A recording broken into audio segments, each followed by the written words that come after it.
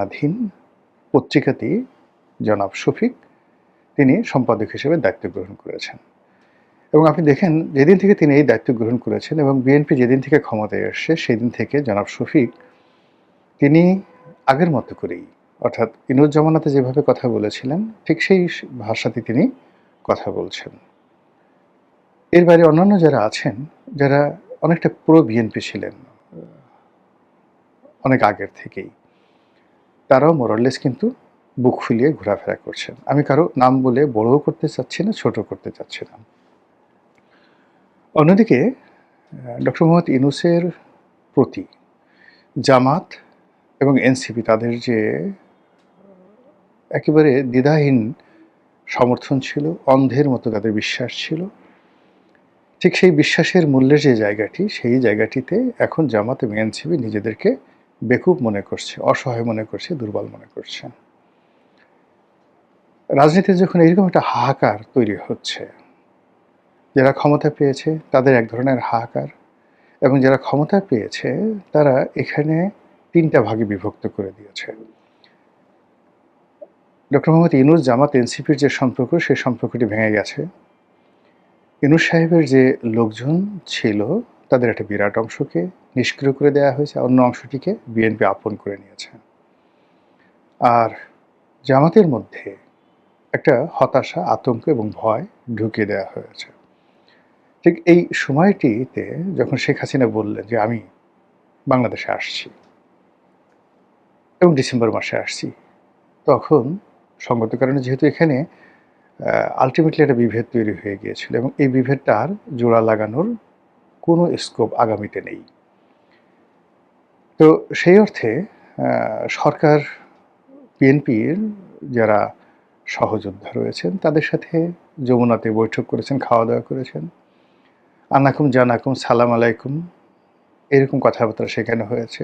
অনেকে গিয়ে অনেক বড় বড় দাবি দেওয়া পেশ করেছেন, অনেকে সরকারের মন্ত্রী এমপি হতে চেয়েছেন, আরও ইত্যাদি নানা কিছু, কিন্তু কাজের কাজ কিছুই হয়নি। এর কারণ হলো যারা গিয়েছিলেন আসলে তাদের মানে ওইরকম সাংগঠনিক ভিত্তি, পরিচিতি, সামাজিক যে কানেক্টিভিটি বা যাকে বলা হয় সুনাম সুখ্যাতি, বলতে গেলে একমাত্র মাহমুদুর রহমান মান্না ছাড়া অ্যাজ এ পার্সন ওখানে ওইরকম কেউ নেই যিনি কোনো একটা সচিবালয়ে টেলিফোন করবেন, বাংলাদেশে কোনো একটা ডিসিকে টেলিফোন করবেন, কোনো একটা জেলা শহরে একা একা যাবেন এবং সেখানে কেবলই মাত্র তার রাজনৈতিক ক্যারিয়ারের কারণে সম্মানিত হবেন, মর্যাদা পাবেন। কেউ তাদেরকে ভুয়া ভুয়া বলবে না, কেউ তাদেরকে অমুক চোর বলবে না, অমুক মানে তাদের এখন দেখেন যে এই সরকারের সাথে বন্ধুত্বের বেশে তাদের কাছাকাছি আছে বা কাছাকাছি বাইরে চলে গেছে, এরকম প্রায় সবারই এক একটা উপাধি আছে, বিভিন্ন রকম বাজে বাজে উপাধি আছে। তো সেই মানুষগুলো 000 একত্র করলে যেমন জিরো হয়ে যায়, অথবা মাইনাস মাইনাস মাইনাস যদি একত্র করেন তাহলে যেভাবে মাইনাসের সংখ্যাটা বাড়ে, তেমনি যমুনাতে যারা শেখ হাসিনার বিরুদ্ধে যদি জনমত গঠন করা, রাজনৈতিক শক্তি গঠন করা, এই উদ্দেশ্যে যমুনার সেই বৈঠকটি হয়ে থাকে প্রধানমন্ত্রীর নেতৃত্বে, তাহলে এখানে 000 হয়েছে অথবা মাইনাস মাইনাস মাইনাস হয়েছে। অন্যদিকে জামাত যারা আছে তারা আসলে কি করছে এটা সরকার জানে না, আমরাও জানি না। বহু আগে একেবারে ঠিক 2024 সনের দিকে আমার কাছে মনে হয়েছিল যে আগামীতে যে রাজনৈতিক মিত্রতা হবে, সেই মিত্রতা হবে জামাতের সঙ্গে আওয়ামী লীগের। আবার বিশ্বাস করেন এই কথাগুলো আমি এই ইউটিউবে বহুবার বলেছি। জামাতের সঙ্গে দিল্লির কানেকশন, জামাতের সঙ্গে আওয়ামী লীগের কানেকশন, এই কথাগুলো 2024 সনের সেপ্টেম্বর অক্টোবর মাসে বলেছি। আজকের দিনে এটার যে রূঢ় বাস্তবতা, এটা আমি না, স্বয়ং প্রধানমন্ত্রী বা বিএনপির যারা শীর্ষ নেতৃবৃন্দ রয়েছেন তারা এইরকম যাকে বলা হয় কথা বলাবলি করছে।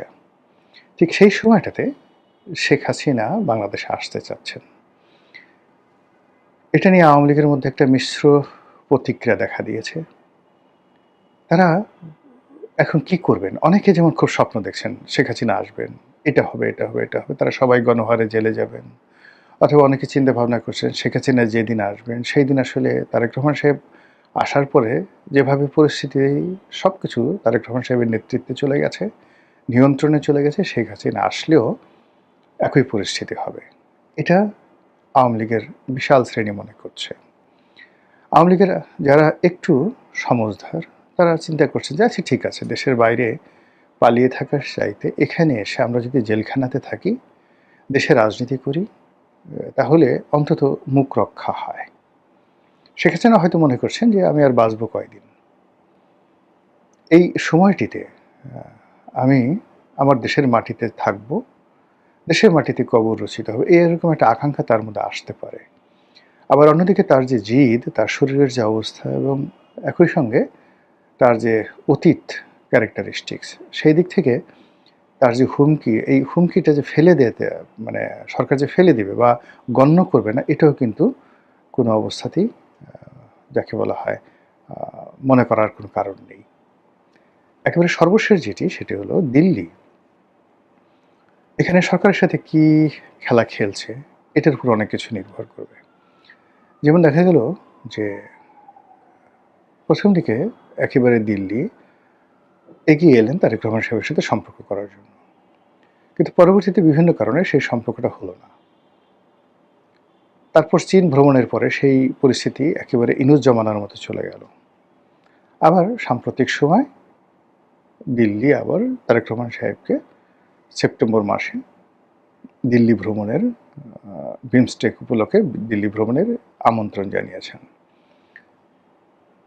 ইতিমধ্যে অন্তত বাংলাদেশের যে বিষয় নিয়ে দিল্লি এবং ওয়াশিংটন যে একত্র হয়ে গেছেন, ডোনাল্ড ট্রাম্প এবং মোদির মধ্যে হাজারো বিরোধ থাকা সত্ত্বেও বাংলাদেশের প্রশ্নে তারা ঐক্যমত পোষণ করছেন, এটা প্রায় নিশ্চিত। 2 নম্বর হলো যে দিল্লি এবং আমেরিকা বুঝে গেছে তাদের যে কৌশলগত যে বিষয়গুলো দরকার বাংলাদেশ থেকে। সাবের হোসেন চৌধুরী মহিলার নাম এখন কাউরে পায় না, কারণ মহিলা তো আছে দুইজন, একজন হচ্ছে যে আইভি, একজন হচ্ছে শিরিন শারমিন চৌধুরী। এই দুইজন ছাড়া হাই প্রোফাইল বাংলাদেশে এখন আর কেউ নেই।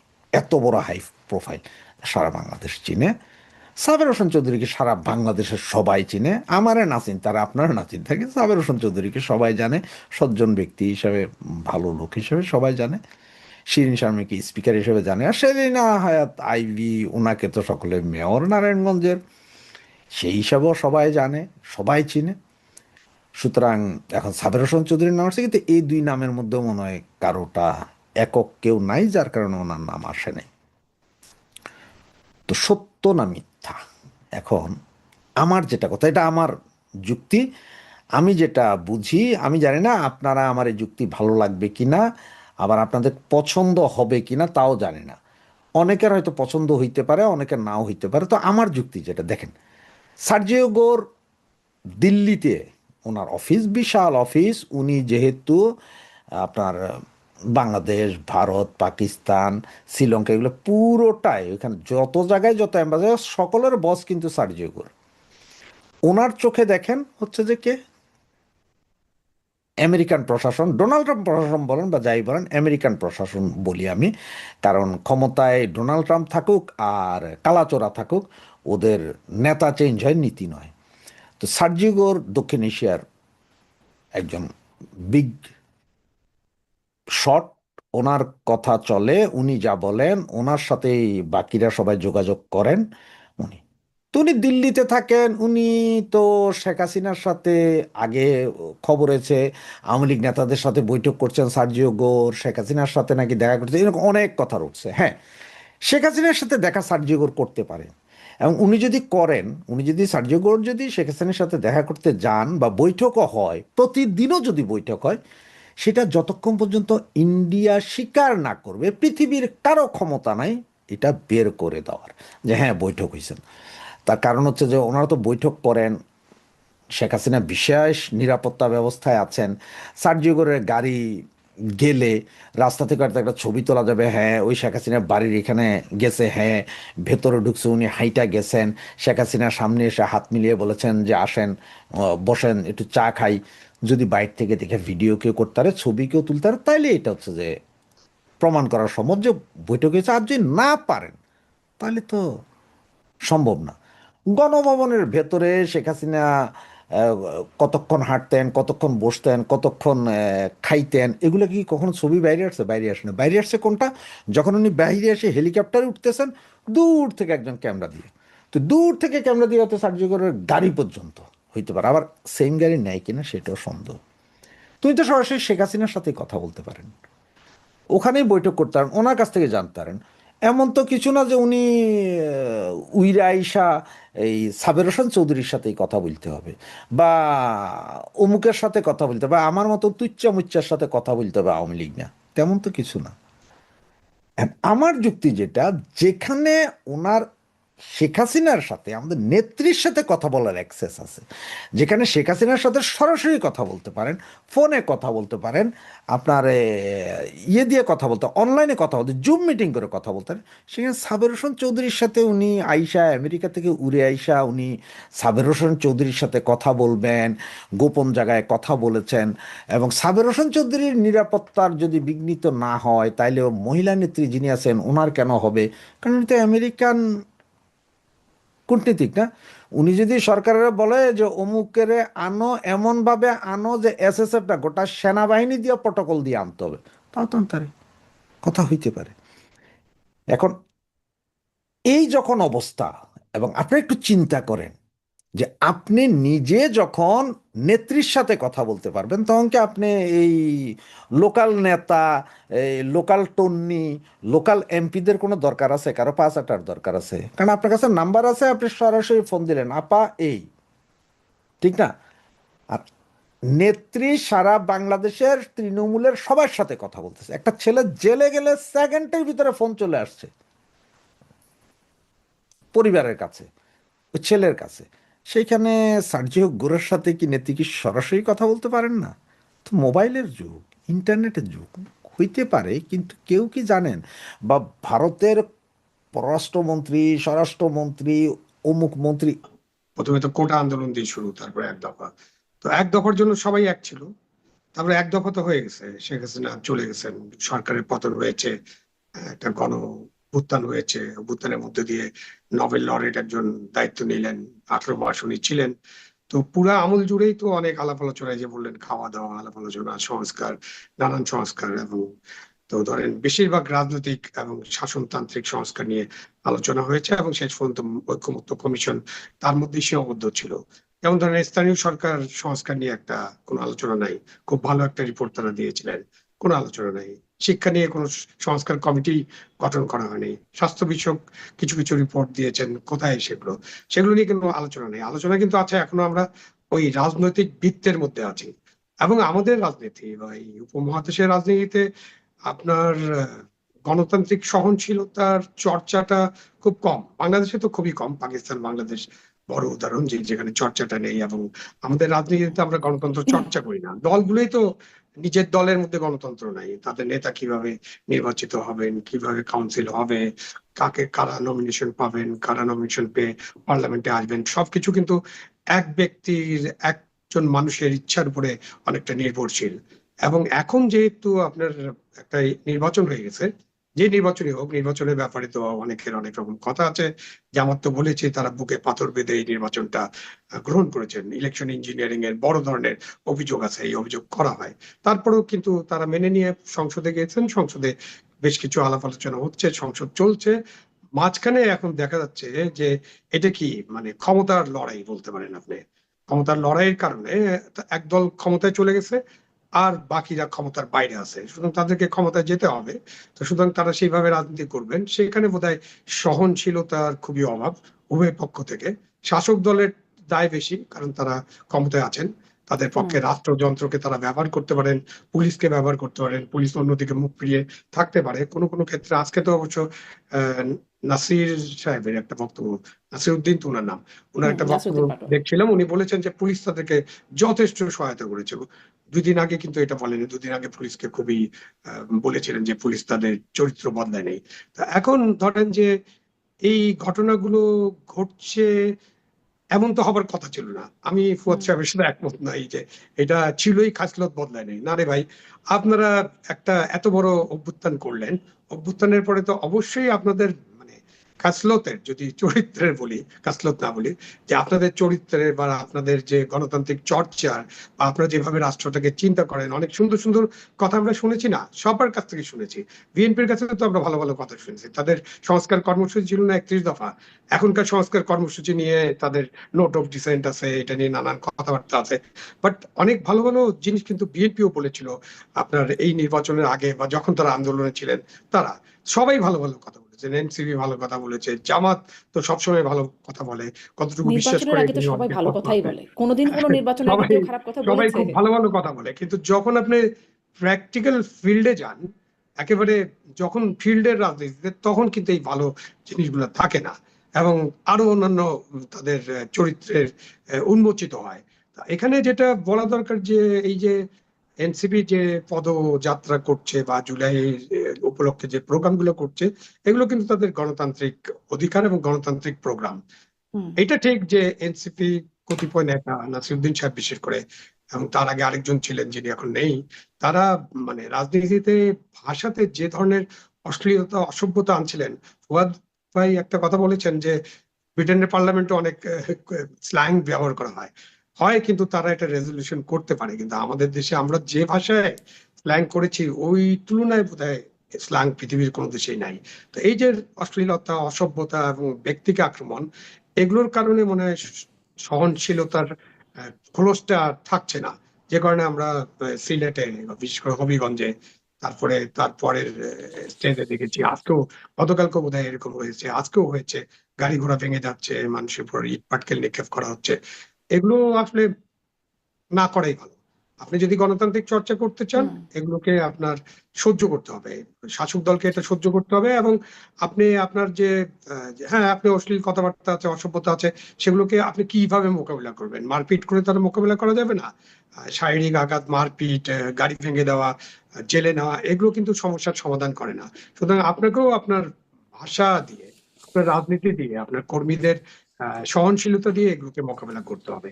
আমরা সেই জায়গায় যেতে চাই আসলে, এবং জি। জুলাইয়ের আপনি পরে ওই সেই সরকারের জায়গায় ভূমিকার যাওয়ার কথা প্রত্যাশা বলছিলেন, যে শাসক দলের দায়িত্ব বেশি। আমি শাসক দলের দায়িত্ব নিয়ে বিশেষভাবে কথা বলতে চাইবো, যে তারা আসলে কি দায়িত্ব প্রমাণ করলো বা তাদের কি চেহারা আমরা এখন দেখলাম। কিন্তু আমি যেই মানে কেন প্রশ্ন করছিলাম যে দফায় দফায় হামলা কেন, এখানে দুই রকম ন্যারেটিভ। একটা যে আপনি বলছেন, যেটি জনাব আবু আলম শহীদ খান, যেটি আপনি বললেন যে বক্তব্য ভাষাগত ব্যাপার, এই একটা বিষয় শুনতে পাচ্ছি যে বিশেষ করে নাসিরউদ্দিন পাটোয়ারি তার যে বক্তব্য তাতে আপত্তি, এবং এই কারণে এই হামলার কারণ ছাত্রদলকে দায়ী করা হচ্ছে। ছাত্রদল আবার বলেছে যে এটা আসলে বিক্ষুব্ধ জনতাই হামলা করেছে, তারা না, বিক্ষুব্ধ জনতাই হামলা করেছে। এই একটা ন্যারেটিভ। আর একটা ন্যারেটিভ শোনা যাচ্ছে যে আসলে এই এনসিপি নেতারা নিজেরাই লাইমলাইটে আসবার জন্য তারা এমন হামলার ঘটনা ঘটাচ্ছে, এমন কথা কিন্তু জামায়াতে, মানে এখন বর্তমান জামায়াতের সদস্য তিনি এবং সাবেক শিবির সভাপতি জাহিদুল ইসলাম, তিনিও একটা পোস্ট করেছেন। আমি একটু ব্যারিস্টার ফুয়াদের কাছ থেকে ওই বিষয়টা একটু আপনার দৃষ্টি আকর্ষণ করছি। তিনি বলছেন যে এই হামলাকে খুব সুপরিকল্পিত বলে মনে হচ্ছে। জুলাই মাসে জামায়াতে ইসলামীকে আলোচনার বাইরে রেখে পাবলিক সিম্প্যাথি বা জনসমর্থন তৈরি করা হচ্ছে। Good plan, good move, deep power. এটির আবার সমালোচনা করে মনিরা শারমিন এটি সমালোচনা করছে। মানে তিনি নিজেদের, এনসিপি নিজেরা নিজেদের কর্মসূচিতে হামলার ঘটনা ঘটে এই জামায়াতকে আড়াল করে নিজেরাই লাইমলাইটে আসছে, এরকম একটা দুটো ন্যারেটিভ আছে। আমি এইটা নিয়েও একটু জনাব আবু আলম শহীদ খান এবং ব্যারিস্টার ফুয়াদ দুজনের কাছে শুনতে চাই। ব্যারিস্টার ফুয়াদ, আপনার কাছ থেকে একটু শুনি আগে। প্রথম কথা হচ্ছে যে আপনার যারা এখানে গেছেন ওরা তো অলরেডি পরিচিত, হুম। মানে ওরা নতুন করে লাইমলাইটে আসবার চেষ্টার দরকার কেন? তাদের পার্লামেন্টে মেম্বার আছে 8 জন, তারা তো ন্যাশনাল পলিটিক্সে অলরেডি ভিজিবল। তো সেইখানে এই ধরনের ঘটনা ঘটিয়ে আপনার তার খুব বড় বেনিফিট আছে এটা আমার কাছে মনে হয় নাই। ইভেন এই যে ধরেন জামায়াতকে লম্বা আড়াল করা, সময়, মানে জাহিদুল ইসলাম যেটি বলছেন ওইটাতে যে আসতেছি, জামায়াতকে আড়াল করে নিজেরাই প্রমিনেন্ট হয়ে গেলেন। ওইটাতে আসতেছি। এরপরে দেখেন যে আপনার ভাষার ব্যাপারে যেটা আমি বারবার বলেছি যে আমি আপনার সাথে আমি বারবার বলেছি যে আমিও শেখ হাসিনাকে তো রেগুলার সমালোচনা করেছি, আমি তারেক রহমানের সরকারের রেগুলার সমালোচনা করছি। কই কাউকে তো ব্যক্তিগতভাবে অথবা পরিবার টেনে বাবা মাকে রেফারেন্স করে তো কথা বলতে হয় না। এটার এটার ভিন্ন রাজনৈতিক ভাষা আছে, শক্ত রাজনৈতিক ভাষা আছে সমালোচনা করার। তো সেইখানে লম্বা সময় যদি কেউ শব্দের ব্যাপারে অপব্যবহার করে তিনি লম্বা সময় পলিটিক্সে সার্ভাইভ করবেন না, করতে পারবেন না। কারণ রাজনীতির নিজস্ব স্রোত আছে এবং এই স্রোতে সে প্রাসঙ্গিক থাকতে পারবেন না। এই একটু যদি সত্য হয়ে থাকে যে এই নিজের প্রোগ্রামের উপরে নিজে ইয়ে করাইলাম, অ্যাটাক করাইলাম, এগুলো মতিউর রহমান রেন্টুর বইতে, আমার ফাঁসি চাই বইতে, হাসিনার চরিত্র খাসিনার সম্পর্কে আমরা তখন পড়ছি যে হাসিনা এগুলো লোক পাঠায় নিজের দলের লোক মারাইতো। তো এই পলিটিক্সটা সার্ভাইভ করে নাই, তো এটা ওয়ার্ক করতেছে না। তো এটা বারবার প্রমাণ হচ্ছে যে এই পলিটিক্সটা সার্ভাইভ করবে না। তাই মুখের ভাষা বলেন আর সাবোটাজ বলেন, এই পলিটিক্স কখনো গণতান্ত্রিক রাজনীতিতে লম্বা সময় থাকবে না। যদি এনসিপির কোনো নেতারা এগুলো করে থাকেন, তাদের ছোট ভাই হিসাবে আমি বলবো যে তারা এইসব ব্যাপারে ইতিহাসের দ্বারস্থ হন। এটা ওয়ার্ক করবে না, এবং আমি এটা বিশ্বাস ইতিহাসের করি না যে দ্বারস্থ এটা আসলে কেউ যে কখনো করবার। হয় না সেটা এতদিনে আমরাও বুঝে গেছি যে ইতিহাসের দ্বারস্থ, ইতিহাস থেকে কেউ শিক্ষা নেয় না। কিন্তু আপনার আসলে মানে যে দুইটাই যে ন্যারেটিভ আছে, আপনার আসলে কোনটা বা কোনোটাকে কি একটু বিশেষভাবে ঠিক মনে হয় কিনা? রাইট, সেকেন্ড ন্যারেটিভ যেটা বলছে সেটা তো সাবেক শিবির নেতা যেটা বলেছেন, এটা তো জামাতের পলিটিক্যাল ফেলিউর দেখতে পাচ্ছি। মানে আপনি দেশের সবচেয়ে বড় বিরোধী দল, আপনাকে এনসিপি আলোচনা থেকে সরায় দিতে পারে এরকম একটা ঘটনা ঘটাইলো, তো ইটস ইউর পলিটিক্যাল ফেলিউর। আপনি তো পলিটিক্সে সার্ভাইভ করবেন কিভাবে যদি আপনি এটা ম্যানেজ করতে না পারেন যে অন্য দল আপনার স্পেস নিয়ে যাচ্ছে? তো এটা আমি খুবই মানে অরাজনৈতিক জায়গা থেকে দেখতেছি আর কি, যে এটা খুব শক্তিশালী যুক্তি না। বরং এটা যদি ফেলিওর হয়ে থাকে, এটা জামাতের দলীয় ফেলিওর। সে নিজে রাজনীতিতে ভিজিবল থাকতে পারছে না, জুলাইতে সে প্রাসঙ্গিক থাকতে পারছে না, সে আলোচনায় থাকতে পারছে না।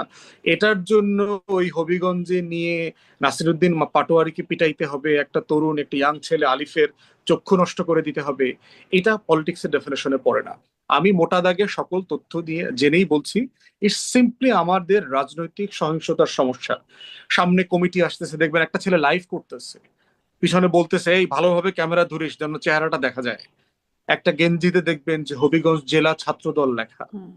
মানে এটার মানেটা কি? বাংলাদেশের কালচারে এটা খুবই টিপিক্যাল, ভাইয়ার দৃষ্টি আকর্ষণ করা। লোকাল যে ভাইয়া আছে সেটা আছে, লর্ড আছে, তো আপনি জানেন আমাদের প্রত্যেকটা অঞ্চলে এক একজন লর্ড আছে। এই লর্ডের দৃষ্টি আকর্ষণ করা, দৃষ্টি আকর্ষণ করে কি হবে? দৃষ্টি আকর্ষণ করে যেটা হবে সেটা হচ্ছে, আমি আগামী দিনের কমিটি আসতেছে, কমিটিতে আমি একটা স্পেস পাবো, পুলিশ প্রশাসন আমাকে জানলো যে আমি অমুক এবং ভাইয়ার বিশ্বস্ত লোক। এখনো দেখেন কারো বিরুদ্ধে মামলা বলেন অথবা গ্রেফতার করা বলেন, এই লেভেলের ফুটেজ থাকার পরেও, মানে আপনি যদি দলের লোকও হয়ে থাকেন, এনসিপির লোকও হন, বিএনপির কেয়ারফুল হওয়ার দরকার না? জামাতের প্রতিবাদ করে বলার দরকার না ছেলেগুলোকে গ্রেফতার করো, গ্রেফতার করে ফৌজদারি অপরাধের মুখোমুখি করো? আপনি এটা এক্সপোজ করে ফেলতে পারবেন তো? মানে এটা এমন জিনিস না আপনি লুকাইতে পারবেন, ওই ছেলে মেয়ের বাবা মা পরিবার ব্যাকগ্রাউন্ড সবকিছু জানতে পারবেন। কিন্তু আপনি তো পুরো ঘটনার পরম্পরাটা দেখেন। আপনার নেতারা হচ্ছে শ্রীমঙ্গলে, আপনি 144 দিলেন পৌরসভায়, রাস্তায় গাড়ি আটকায় দিলেন পুলিশ দিয়ে, বিজিবি দিয়ে, ট্রাক দিয়ে, ট্রাক্টর দিয়ে, জি, তারপরে বলছিলাম যে মরা সরকারের ভূমিকাটা নিয়ে লাশ বিশেষভাবে বাহী কথা গাড়ি। বলবো, সরকারের ভূমিকাটা নিয়ে বিশেষভাবে কথা বলবো। কিন্তু জামাতের কথা আপনি বলছেন যে মানে জামাতও খুব প্রতিবাদ বা প্রতিক্রিয়া দিল না, প্রথম ঘটনার পর দিল না, বেশ দেরি করে দিল, তাও খুব শক্ত প্রতিবাদ প্রতিক্রিয়া না। একটা কি ভাঙন, অনৈক্য জোটের মধ্যে তৈরি হয়ে গেল দেখছেন? একটা বিষয় হচ্ছে এনসিপির একটা অংশ তো চায়, কারণ তারা চাইতেছে যে স্থানীয় সরকার নির্বাচনে তাদের অনেক দাবি দাওয়া আছে, আমাদেরকে এতগুলা সিটি কর্পোরেশন পৌরসভা হাবিজাবে এটা দিতে হবে ওইটা দিতে হবে। তো জামাত বলছে আমরা তো ঐক্যটা হয়েছিল জাতীয় নির্বাচনকে কেন্দ্র করে, আমরা চাই স্থানীয় সরকার নির্বাচন সবাই যার যার মতো করবে, এটাই জামাতের পলিসি। তো অনেক তরুণ নেতারা মনে করছেন তাহলে তো জামাতের সাথে থেকে আমার লাভ নাই। সো আমার লাভ নাই মানে হচ্ছে এনসিপিরও লাভ নাই, এরকম একটা ব্যাপার আছে। তো কেউ কেউ এটা বোধ করছেন। কিন্তু মোটা দাগে এনসিপির এখন সরে আসার মতো বাস্তবতা আসলে আছে কিনা, তার যে সংগঠন, তার যে শক্তি কাঠামো, বিএনপির যে হস্টিলিটি তৃণমূলে, আপনি দেখবেন বিভিন্ন জায়গায় মারামারি হচ্ছে, জামাত শিবির কিন্তু প্রোটেকশনও দিচ্ছে। প্রোটেকশন না দিলে এখানে ক্ষয়ক্ষতি এনসিপির অনেক বেশি হইতো। জামাত শিবির তাদের স্টেটমেন্টও বলেছে যে আমরা তাদের পাশে এসে দাঁড়িয়েছি।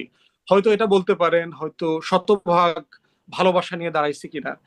এখন যদি মনে কষ্ট থাকে আমি কতটুকু ভালোবাসতে পারবো আপনাকে, তাই একটু কষ্ট থাকলে তো মানে শতভাগ ভালোবাসা দেওয়া যাবে না। মতানৈক্য বা অনৈক্য যদি কিন্তু ভাঙন অনেকের কিছু মানে কিছু কিছু সূত্র আছে বলে ভিন্ন দেখা যাচ্ছে। থাকতেই পারে, ধন্যবাদ। হ্যাঁ। আমি আসি জনাব আবু আলম শহীদ খান আপনার কাছে। দুটো বিষয়, ওই যে সরকারের ভূমিকায় আসবো, কিন্তু ওটাও একটু আপনার কাছ থেকে জেনে নিই। দুটো ন্যারেটিভের আপনার কাছে কোনটা মনে হয়, নাকি এর বাইরে অন্য কিছু মনে হয়? ন্যারেটিভ তো বয়ান তো সবসময় তৈরি করা হয়, সুতরাং দুটার মধ্যেই যে দুটার একটা সত্য একটা মিথ্যা বা দুটাই সত্য এরকম তো হবে না। প্রথম কথা হলো যে ঘটনার তো ভিডিও ফুটেজ আছে, তো ভিডিও ফুটেজ থেকেই তো বের করা যায় যে আসলে এনসিপি নিজে নিজে করছে নাকি জামাতে ইসলামী ভিতরে ঢুকে করছে নাকি বিএনপির ছাত্র দল করেছে, এটা তো নিয়ে খুব একটা বয়ান বানানোর সুযোগ আছে কি? কেননা আমাদের কাছে অনেক ফুটেজ আছে, সেসব ফুটেজ দেখানো হচ্ছে। কেউ কেউ তো মানে বীর দর্পে ফুটেজ গুলা প্রকাশও করছেন। প্রথম আলোর আগুন লাগানোর পর দেখেন না কতজন ফুটেজ করলো প্রথম আলোর সামনে দাঁড়িয়ে দাঁড়িয়ে, কেন এটা তারা একটা মহান দায়িত্ব পালন করেছে, জিহাদি দায়িত্ব করেছে না? তো এইসব ফুটেজ দেখলেই বোঝা যাবে যে কারা করছে। এখন আপনি ছাত্র শিবিরের প্রাক্তন সভাপতি, উনি এখন জামাতের কি রোলে আছেন আমি জানি না। উনি যে একটা ফেসবুক স্ট্যাটাস দিলেন, সেই স্ট্যাটাসটা আবার কিন্তু উনি সরিয়ে ফেলেছেন। হুম সরিয়ে ফেলেছেন, পরবর্তীতে আলাপ আলোচনা হয়েছে সমালোচনা বা বেশ সমালোচনা হয়েছে, হয়েছে, মুখে সরিয়ে শুনেছি। ফেলেছেন। কিন্তু প্রথমে একটা স্ট্যাটাস দিয়ে দিলেন, দিয়ে দিয়ে প্রকাশ করলেন যে এনসিপি কে প্রাসঙ্গিক করার জন্য এনসিপি নিজেই এসব ঘটনা ঘটাচ্ছে। আমার মনে হয় এটা খুব ভালো খিল্ল স্ট্যাটাস ছিল, একদম স্ট্রেট হয়ে। এই স্ট্যাটাসটা যায় না, জামাতের সাথেও যায় না। জামাতের একজন নেতা এই ধরনের স্ট্যাটাস দেওয়াটা খুবই ভালো খিল্লতা, কারণ যেখানে পরিষ্কার বোঝা যাচ্ছে যে ঘটনাটা কি ঘটছে, সেখানে এটা কিন্তু করার তাহলে দরকার নেই। জামাত কেন একটু নীরব থাকলো? মানে জামাতের হ্যাঁ, শক্ত ওই যে ভূমিকা এখনো নাই, এনসিপির সাথে তখন জামাতের নীরব। কি একটু, হ্যাঁ, এনসিপির সাথে কি জামাতের একটু টানা পোড়েন চলছে কিনা, এটা একটা প্রশ্ন হতে পারে। কিছুটা টানা পোড়েন তো ফুয়াদ ইঙ্গিত করলেন যে স্থানীয় হুম। সরকার নির্বাচন নিয়ে টানা পোড়েন আছেই। যে ধরেন ঢাকা সিটি কর্পোরেশন নির্বাচনে উত্তরে, উত্তর, দক্ষিণে অলরেডি তো একজনকে জামাতে ইসলামের পক্ষ থেকে মোটামুটি ঘোষণাই করে সাদিক খান, দেওয়া হয়েছে যে কে নির্বাচন করবেন। সেখানে কিন্তু একজন এনসিপির বড় নেতা যিনি উপদেষ্টা ছিলেন, তারও নির্বাচন করার ইচ্ছা ছিল। আসিফ মাহমুদ। তো এরকম যদি আপনি সারা দেশে দেখেন, আমি কয়েকটা শহরে গিয়েছিলাম, মানে গ্রামের দিকে গিয়েছিলাম, আমি কিন্তু প্রত্যেক জায়গায়, অলমোস্ট প্রত্যেক জায়গায় জামাত ইসলামের কে ক্যান্ডিডেট হচ্ছেন এরকম ডিক্লেয়ার করা ফেস্টুন এবং বড় ব্যানার টাঙানো দেখেছি। এগুলো নির্বাচনী আইন ভঙ্গ করে না না কিনা, এটা একটা প্রশ্ন। কেন স্থানীয় সরকার নির্বাচন কিন্তু হবে দলীয় ভিত্তির বাইরে, দলীয় নির্বাচন হবে না। কিন্তু আমি নিজেই দেখেছি, ফুয়াদ সাহেব দেখেছেন কিনা উনিও দেখতে পারেন নিশ্চয়ই, যে তারা তাদের যে ক্যান্ডিডেট তাদের প্রচার করে দিচ্ছে এবং তারা কিন্তু পোস্টার ব্যানার ফেস্টুন লাগিয়ে ফেলছে। তো এই ক্ষেত্রে এনসিপির সাথে নিশ্চয়ই তাদের যে আলাপ আলোচনা, যে কারণে এনসিপি বিএনপি ছেড়ে জামাতের সাথে গেল, সেটাও তো আরেকটা নাটকীয় ঘটনা বলি, তাই না? হুম। একসময় তো বিএনপির সাথেই তারা কথাবার্তা বলার চেষ্টা করছিল এবং সিট অ্যাডজাস্টমেন্টের চেষ্টা করছিল, তারপরে তারা জামাতের এখানে চলে গেল। এবং অনেকে মনে করেন, আমিও মনে করি যে এটা তাদের একটা আত্মহত্যার মতো। কেন এনসিপি একটা দল, যে দলটাকে নতুন একটা দল এবং গণ অভ্যুত্থানের মধ্য দিয়ে গড়ে ওঠা নেতাদেরকে নিয়ে এই দলটা গঠিত হয়েছে, সুতরাং তাদের একটা ওয়েটিং টাইম থাকার কথা। এবং তাদের একটা বড় দলে, মানে বাংলাদেশে আমরা সবসময় বলি যে দুটা দল ক্ষমতায় আছে এবং দুটো দলকে আমরা দেখেছি, আর আমরা সামরিক স্বৈরশাসন দেখেছি। এই তো বাংলাদেশ, বাংলাদেশের 55 বছর। তো আর কাউকে দেখি নেই, আর জামাতকেও দেখিনি অবশ্য। জামাত তো এইবার অনেক ভালো বিরোধী দলের চলে আসছে, কখনো কোথাও আসে নাই, মানে তাদের জন্মলগ্ন থেকে কোথাও আসে নাই। তো এখন এনসিপির কাছে এরকম একটা প্রত্যাশা মানুষের হয়তো ছিল, কিন্তু এনসিপি কিন্তু সেই প্রত্যাশার এখন ধারে কাছে নেই। এখন এনসিপির যে অবস্থা, তাতে তারা জামাত জোট ছেড়ে বাইরে চলে যাবে এরকম ভাবাটা খুব মুশকিল, কারণ তাদের তো ওই শক্তি নাই। এবং তারা অলরেডি তাদের যে শক্তি বা তাদের যে জনপ্রিয়তা, সেখানে তাদের ভাটা পড়েছে। আপনি সেরকম ভাটা তো আজকে তো ইউনিভার্সিটিতে ডাকসু একটা জুলাই বিষয়ে একটা পোস্টার আয়োজন করেছিল, পোস্টার অথবা গ্রাফিটি আয়োজন হুম। করেছিল ডাকসু। এবং ওইটার ভিডিও ফুটেজ নিশ্চয়ই আপনি দেখেছেন, বা না দেখে থাকলে, একজন বক্তৃতা করছে আর দুইজন লোক চেয়ারে বসে আছে, আর কোনো লোকজন নাই। এটা কিন্তু বড় ধরনের একটা পরিবর্তন হয়ে যাচ্ছে কিনা, মানে মানুষ কি জুলাই আন্দোলনে যোগ দিয়েছিল, তারা নিজেদেরকে প্রতারিত ভাবতে শুরু করেছে হুম। কিনা, বা জুলাই আন্দোলনের যারা নেতা ছিলেন তাদের উপর থেকে বিশ্বাস চলে যাচ্ছে কিনা, এরকম একটা বড় জায়গাও কিন্তু সৃষ্টি হয়ে যাচ্ছে। সেখানে একটা বড় ধরনের ব্যত্যয় হয়ে যাচ্ছে কিনা বা বড় ধরনের পরিবর্তন হয়ে যাচ্ছে কিনা, এটাও কিন্তু আলোচনা করার স্কোপ আছে বা জি, ভবিষ্যতে আমাদের একটা করতে গুরুত্বপূর্ণ হবে। বিষয় তুললেন, এটা নিয়েও একটু প্রশ্ন করতে চাই, কিন্তু তার আগে আপনি একটু সরকারের ভূমিকাটাও শুনে নিই, যে সরকারকে আমরা কি ভূমিকায় দেখলাম। ধরেন অন্তর্বর্তী সরকারের সময়ও গোপালগঞ্জে গিয়ে এনসিপি হামলার শিকার হলো, তখন আমরা দেখেছিলাম কিভাবে এপিসি পাঠিয়ে সেনাবাহিনী বিশেষ একরকম অভিযান করে তাদেরকে উদ্ধার করে নিয়ে আসলো, এবং আসিফ মাহমুদ সজীব ভুঁইয়া এবং স্বরাষ্ট্রমন্ত্রী দুজনে মিলে পুলিশ কন্ট্রোল রুমে বসে জুস খেতে খেতে দেখছিলেন যে পরিস্থিতি কি কেমন সেটি দেখছিলেন। মানে খুবই যে সরকারের সদিচ্ছা আছে বা তৎপর সরকার তাদের নিরাপত্তা দেবার ব্যাপারে, সেটি একদম চোখের সামনে এসেছে।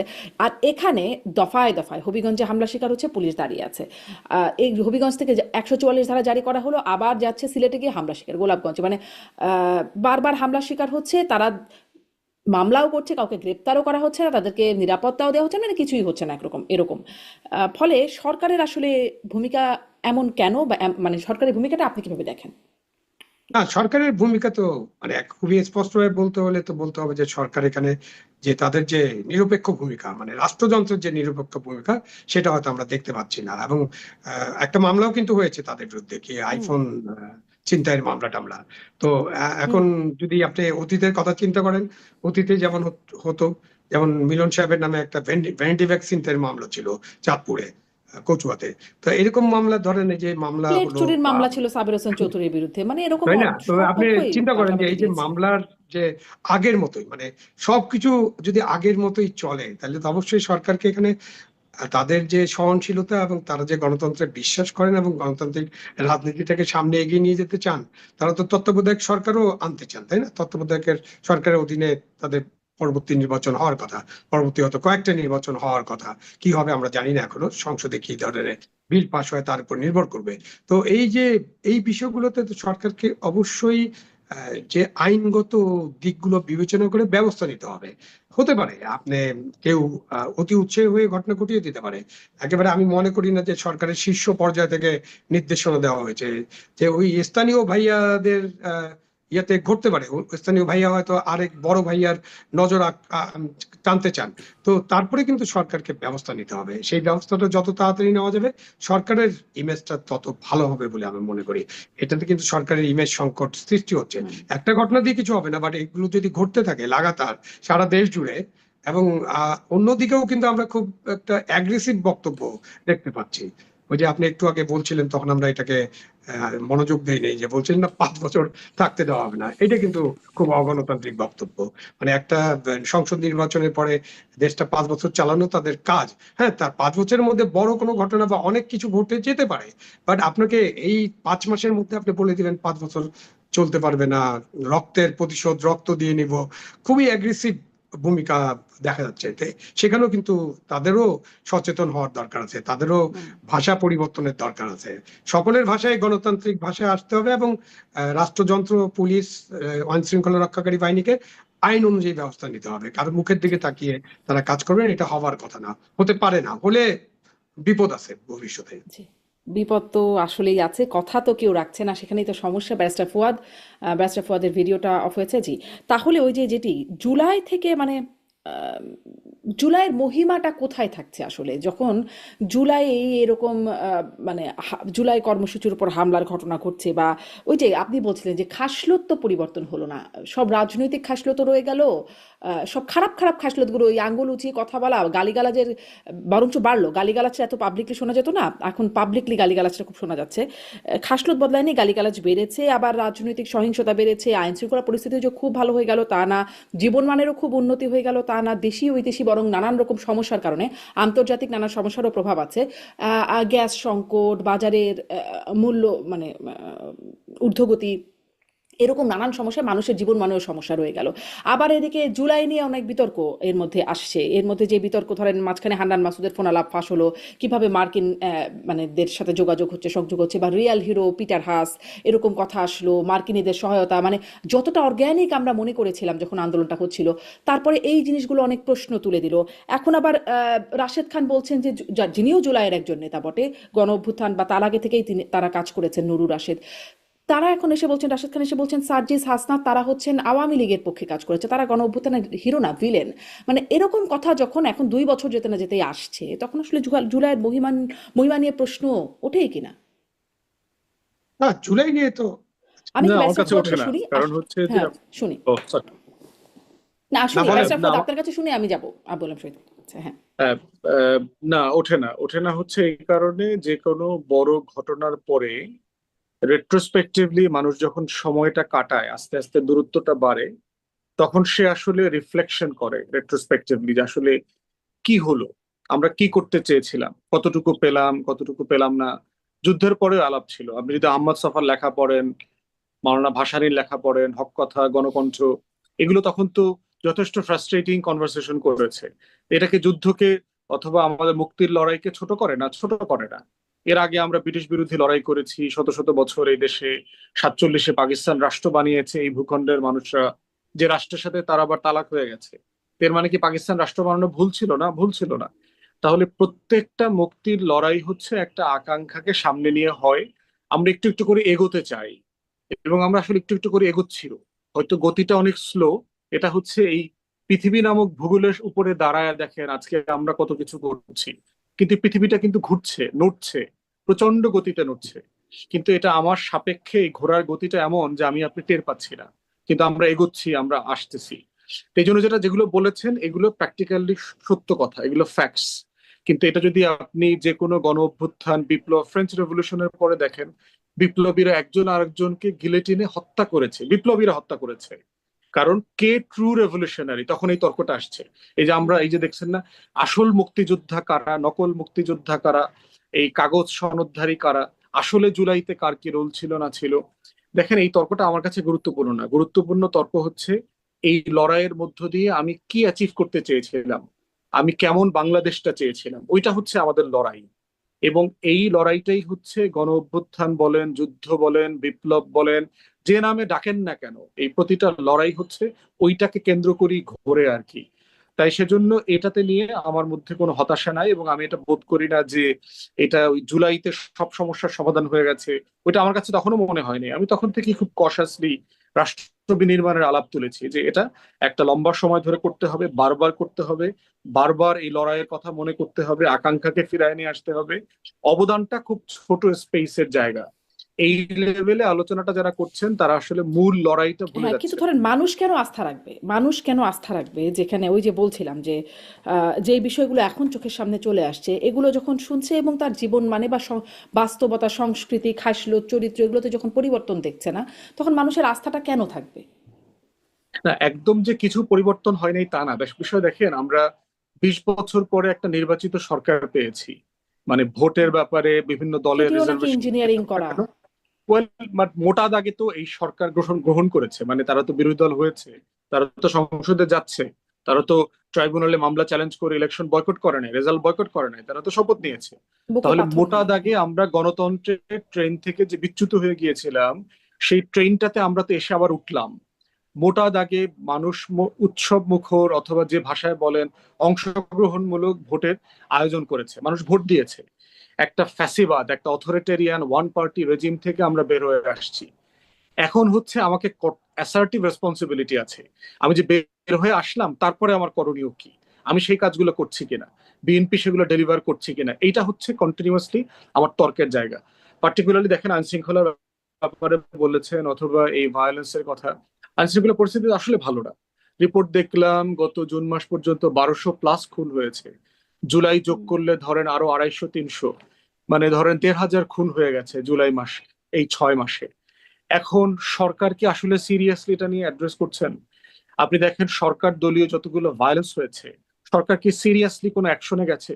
সিটি কলেজের মারামারি নিয়ে আমি আপনার এখানে কথা বলেছি, যে রামদাধারী ছাত্র দলের নেতারা যারা যারা অংশগ্রহণ করেছে, এবং ওখানে দেখবেন যে শিবিরের একটা ছেলের পায়ের নড়ালি কেটে দেওয়া হয়েছে, পুরো রক কেটে দেওয়া হয়েছে, পুরো পাটা সে পঙ্গু হয়ে গেছে। এক্স্যাক্টলি এই ভায়োলেন্সটা দেখেন হবিগঞ্জে একটা ছেলের চোখ চলে গেছে। এই যে রাজনৈতিক সহিংসতা গুলো হচ্ছে, আপনি বরিশালে দেখলেন যুব দলের নেতা একজন ব্যাংকের অথবা ফাইন্যান্সিয়াল ইনস্টিটিউশনের ম্যানেজারকে মানে খুবই মানে রিপ্রেসিভ সিচুয়েশনে তার কাছ থেকে টাকা চেক লেখায় নিচ্ছেন। এই ঘটনাগুলো ঘটছে। তো আমি এটা নিয়ে কথাও বলছি যে তারেক রহমান তো শুধু প্রধানমন্ত্রী না, তিনি তো বিএনপি নামক রাজনৈতিক দলেরও প্রধান, চেয়ারম্যান। তো আমাদের মহাসচিব মির্জা ফখরুল ভাই বলছেন কিছুই বদলায় নাই, এইটা হয় নাই, সেটা হয় নাই, কিন্তু আপনি তো দলের সেক্রেটারিও। আপনারা কি করছেন আসলে বদলানোর জন্য? দেশের মানুষের এই কনফিডেন্স তৈরি করবার দায়িত্ব তো সরকারি দলের। যে এই যে আকাঙ্ক্ষাগুলো পূরণ হয় নাই, যেটা আপনি এক্সাম্পল আকারে বললেন, এইটা ডেলিভার করবার দায়িত্ব কালেকটিভলি রাষ্ট্র কাকে দিয়েছে? এবং আপনি কন্ট্রাডিকশনটা দেখেন, রামিসার ঘটনার পরে মাননীয় প্রধানমন্ত্রী, স্বরাষ্ট্রমন্ত্রী, আইনমন্ত্রী ঘটা করে ওখানে গেলেন। আলিফ যে ছেলেটা যার আপনার চোখটা অন্ধ হয়ে গেল, ও আপনার দেশের নাগরিক না? ও তারেক রহমান কি ওরও প্রধানমন্ত্রী না? তাহলে উনি ওখানে খবর নিলেন কিনা যে এই ছেলেটা যে চক্ষু হারায় ফেললো, আমারও তো দায় আছে রাষ্ট্র আকারে। দেখেন তো বিএনপির কোন সিনিয়র নেতাদের কোনো সিরিয়াস বক্তব্য আছে মানে কিনা এরকম তো যে মবের কোনো শিকার রাজনৈতিক হয়ে হয়ে সহিংসতা। মব হতে হতে এরকম তো অনেক কিছু হলো, কেউ তো খবর নেয় না কারো। মানে রাইট, যেখানে খুব বেশি জনগণের সিম্প্যাথি তৈরি হয় সেখানে গিয়ে আমাদের নেতারা একটু খবর নেন, রামি সাহেব এরকম একটা এক্স্যাক্টলি। উদাহরণ। এবং তখনই হচ্ছে যে আপনার মানুষের এই যে আইন হাতে তুলে নেবার জায়গাটা কখন তৈরি হয়, আপনি যখন কনসিস্টেন্টলি এই ধরনের ঘটনাগুলো দেখবেন, দেখতে থাকবেন, তখন আপনি দুই ধরনের রিয়াকশন করবেন। একটা হচ্ছে প্যাসিভ রিয়াকশন। দেখবেন রামিজ সাহেব বাবা বলেছিল যে আমি বিচার টিচার চাই না, আমরা জানি এই দেশে কিছু হবে না, এটা একটা প্যাসিভ রিয়াকশন। আবার কেউ আছে একটা ভায়োলেন্ট রিয়াকশনে যাবে, সে প্রতিশোধে চলে যাবে, এটার প্রতিশোধ নিতে চাইবে। ওই যে আপনার কুষ্টিয়া অথবা হবিগঞ্জ কোথায় দেখলাম, ওই যে বোনকে ধর্ষণ করেছে, 4 ভাই মিলে পিটায়া ওই ধর্ষককে মেরে ফেলছে। তো এখন আপনার সে সে জানে যে এই রাষ্ট্রে আমি কার কাছে বিচার চাইবো, কোথায় জিডি করতে যাব, কি দরকার এইসবের পিছনে সময় নষ্ট করবার। এখন রাষ্ট্র যদি ব্যালেন্সিং এক্সারসাইজ করতে চায় যে আমার নাগরিক প্যাসিভও হবে না, হতাশও হয়ে যাবে না রাষ্ট্রের উপরে, আবার আইনও হাতে তুলে নেবে না, তাহলে তাকে এখানে অ্যাক্টিভ রোলটা প্লে করতে হবে। সেই জায়গায় বাংলাদেশ সরকারকে, বর্তমান সরকারকে, মাননীয় স্বরাষ্ট্রমন্ত্রী, কাউকে আমরা খুব অ্যাক্টিভ দেখতে পাচ্ছি না যে রোলটা তাদের প্লে করার কথা। যে অ্যাটলিস্ট একটা হুমকি দেওয়া দরকার দলের হুম। নেতা কর্মীদেরকে, শাসানো দরকার যে এটা অ্যাকসেপ্টেবল না, টলারেবল না, পুলিশকে বলা দরকার। সেরকম কোন অ্যাকশন আমরা দেখতে পাচ্ছি না। জি, আমি এই প্রশ্নটা একটু রেখে আপনার কাছে আরেকটা প্রশ্ন করবো, কিন্তু আবু আলম শহীদ খানের কাছে এই প্রশ্নটা আমি রেখে যাই যে আসলেই তো খুব, অন্ততপক্ষে গণমাধ্যমে খুব সরব দেখা যায় স্বরাষ্ট্রমন্ত্রীকে, কিন্তু এই ঘটনাগুলোর পরে স্বরাষ্ট্রমন্ত্রী এমনি রব, মানে সেটি লক্ষ্য করছেন কিনা এটা একটু আসবো আপনার কাছে। কিন্তু আপনি সরকারের কথা বলছিলেন ব্যারিস্টার ফুয়াদ, আমি একটু আবার বিরোধী দলের কথা বলি, যেহেতু আপনার বিরোধী জোটভুক্ত, ফলে ওটা এই সে বিষয়ে আপনার কাছে একটু বিশেষ করে যাওয়ার জায়গা, যে বিরোধী দল কি একটু বিপাকে আছে এই মুহূর্তে, মানে জামাত ইসলাম কি একটু বিপাকে আছে? ধরেন গাজী নজরুল ইসলাম, মানে অনেক দলেরই অনেক এরকম ঘটনা ঘটে, কিন্তু জামাত যেহেতু আসলে নারী পুরুষের মেলামেশার একটা অবাধ মেলামেশার বিরোধিতা করে, বা বিশেষ করে পর্দা এই বিষয়গুলো বিশেষ করে বলে, ফলে তাদের কথা শুনলে একটু বিশেষ করে এই আলোচনা আসে ব্যাপারগুলো। ফলে ওই যে গাজী নজরুল ইসলামের ঘটনা, তারপরে দেখলাম, তার পরপরই দেখলাম একজন যুব জামায়াত নেতা, তিনি ধর্ষণ এবং ভ্রূণ হত্যার দায়ে তার নামে মামলা হয়েছে।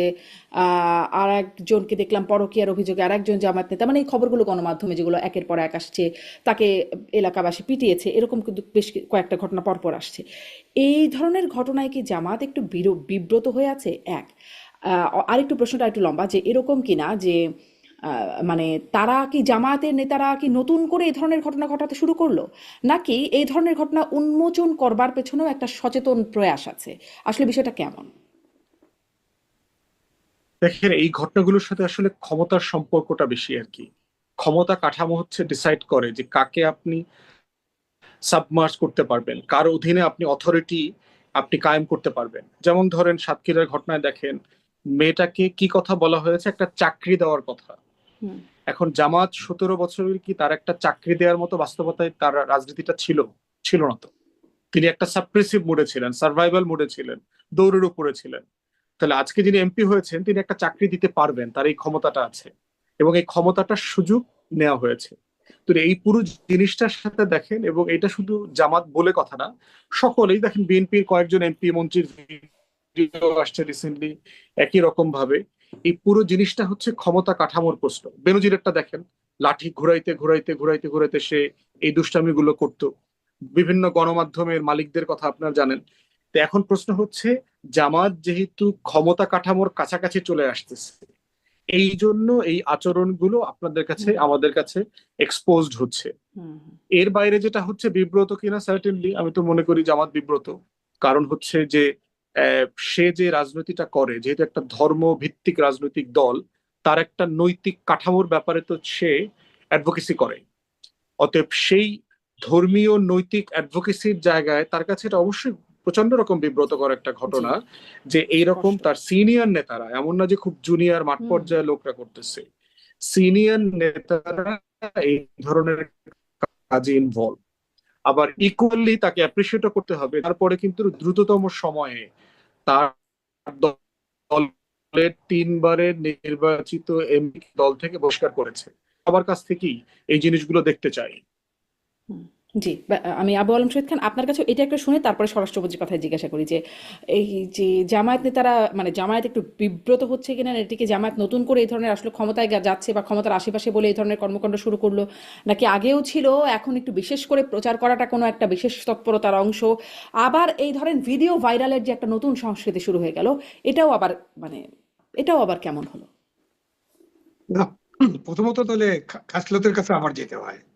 মানে এটা হলো খাসলতের বিষয়। আপনি জামাত করেন না, বিএনপি করেন না, আওয়ামী লীগ করেন, যে আপনার কাছে ক্ষমতা আসলো এবং আপনি তখন একটা চাকরি দেওয়ার সুযোগ পাইলেন, তারপরে একটা তরুণীকে, অল্প বয়স্ক, তাকে মলেস্ট করবেন, এটা তো খাসলতের ব্যাপার। এটা তো মানে ক্ষমতায় এটা কি যাওয়ার সুযোগের সাথে অভাবে কোনো এতদিন ভালো ছিল? কানেকশন না, তাই না? এটা জামাতের যে আদর্শ তারা প্রিচ করে তাদের সাথে যায় না।